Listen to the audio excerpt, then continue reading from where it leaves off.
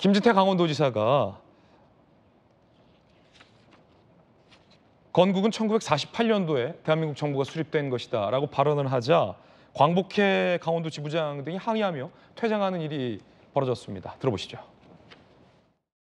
1919년에 건국이 되었다고 하면 이미 그때부터 나라가 있기 때문에 일제강점도 부정하는 거고 독립운동도 부정하는 거고 나중에 광복도 부정하는 그런 자기 모순에 빠지게 되는 겁니다, 여러분. 우리 대한민국 1948년 8월 15일 날 최초의 자유민주 헌법에 의해서 드디어 생겨났습니다. 도대체 이런 경사스러운 날 이게 뭐 하는 짓인지 모르겠습니다.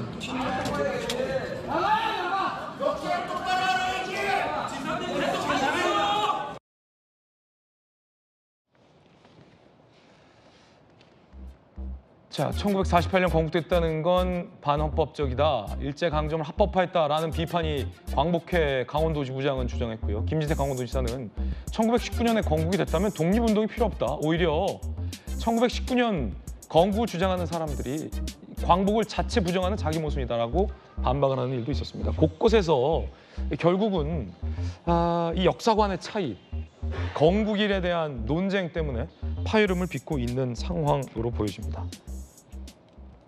좀 안타까운데 이 김우식 교수님,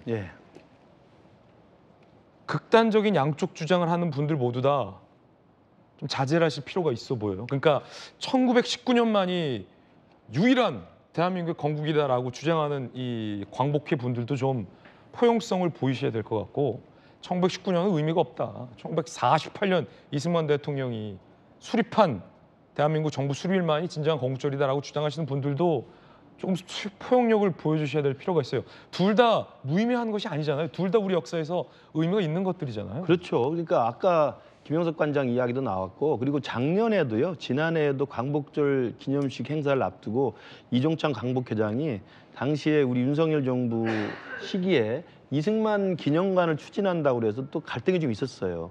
그래서 그때도 당시 시민사회 수석, 그다음에 비서실장 이게 만나서 광복회장 이종창 광복회장님하고 토론을 했습니다. 그래서 그때 합의돼서 다시 경축식 광복절 행사를 같이 했던 그 근거가 뭐였냐면 19년의 임시정부의 수립과 45년의 광복과 48년의 대한민국의 수립이 1년의 연속적 과정이라는 거예요. 네네. 그렇지 않겠습니까? 그리고 이제 거기에 더 나가면 아까 제가 말씀드린 것처럼 온전한 네이션 스테이트로서 민족 국가이면서 근대 국민 국가로서 민주주의 국가로서 통일되는 게 바로 북한의 민주화에 의한 자유민주주의 통일입니다. 그 일련의 과정이거든요. 그러니까 그 과정으로 생각하면 싸울 이유가 전혀 없죠. 1919년에 상위 임시정부 만들었을 때 다 헌법 만들고 다 거기에 내각에 다 참여했었고 또 대한민국의 독립을 선포하면서 정부를 구성한 거거든요. 다만 국권을 회복하지 못해서 임시정부로서 망명정부로서 활동을 했던 것이고 그래서 지난하게 독립투쟁을 해왔고 목숨을 걸고 싸워왔던 것이고 45년에 광복이 됐고 48년에는 전체 한반도가 민족적 통일을 이룬 채로 되지 못했지만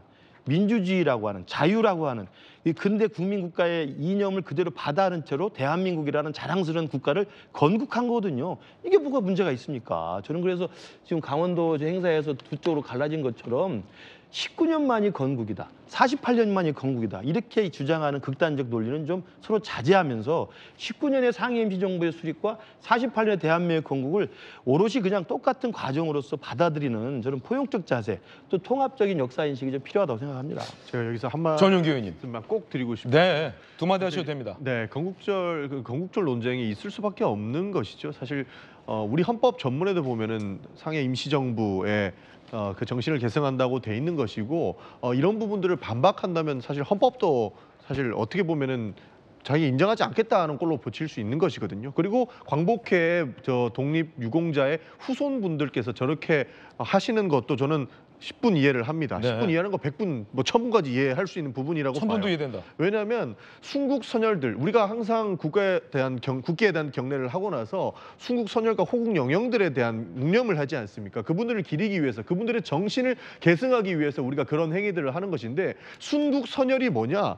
1945년까지 1945년 8월 15일까지 독립운동을 하다가 순국하신 사람들을 기리는 겁니다. 사실 그런 차원에서 우리는 45년까지는 일본인이었는데 45년에 갑자기 건국이 됐다라고 하면 그 독립운동을 했던 그 순국을 했던 순국 선열들에 대한 행위 자체를 부정하는 모습으로 비춰질 수가 있는 것이거든요. 그런 차원에서 건국절 논쟁은 있어서도 안 되는 것이라고 보고 있는 네. 겁니다. 그래서 독립영웅들의 그러한 숭고한 희생을 치렀기 때문에 우리 대한민국이 있는 것이기 때문에 그 헌법 전문을 부정하는 행위라든지 그렇게 뭐 45년도에 건국이 되었다라고 주장하신다든지 이런 모습들을 바라보기가 참으로 안타깝다는 말씀 좀 드리고 싶습니다. 예.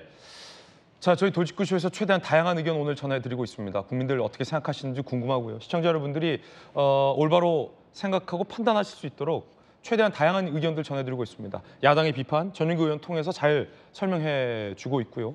김현석 독립기념관장 인터뷰 통해서 충분한 본인의 입장도 들려드렸습니다. 광복회가 무리한 측면이 있다라는 김우식 교수의 주장과 또 여권 내에서 그래도 김영석 관장이 물러나야 한다라는 김용태 의원의 의견까지 다 전해드리고 있습니다. 여러분은 어떻게 생각하십니까?